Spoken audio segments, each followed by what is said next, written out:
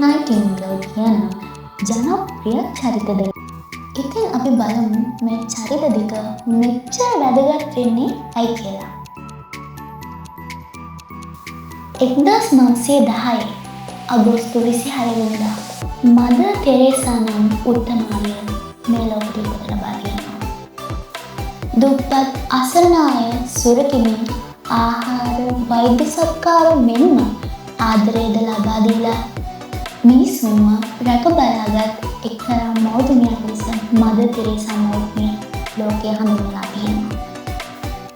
ඒ වගේම තමයි HIV, AIDS වැනි රෝගීන් මෙන්ම කුෂ්ඨ රෝග, මරණාසන්න රෝගීන්ට නිවාසද මෑ විසින් තනා දීලා තියෙනවා. එමෙන්ම අනාථ දරුවන් රැක බලා ගැනීම මෑ විසින් සිදු කර තිබෙනවා. මේ වෙනුවෙන් 1950 වසරේදී මිෂනරි ඔෆ් චැරිටි සංවිධානය ආරම්භ කරලා තියෙනවා.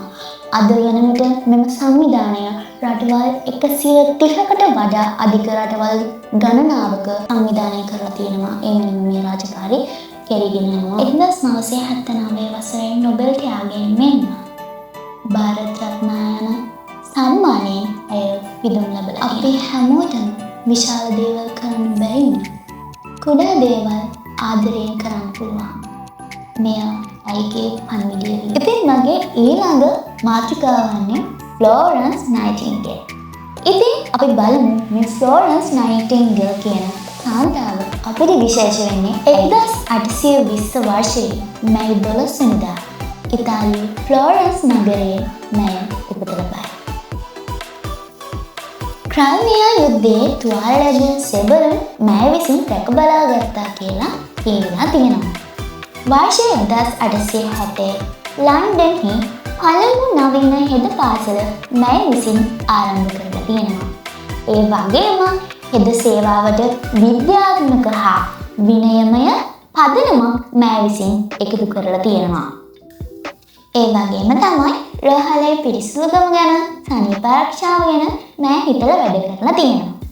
ඉතින් මේ කාර්යයන් මගින් ඒ රටේ මරණ අනුපාතය පවා ඒ කාලයන්හි අඩු වෙලා තියෙනවා කියලා තමයි කියලා තියෙන්නේ.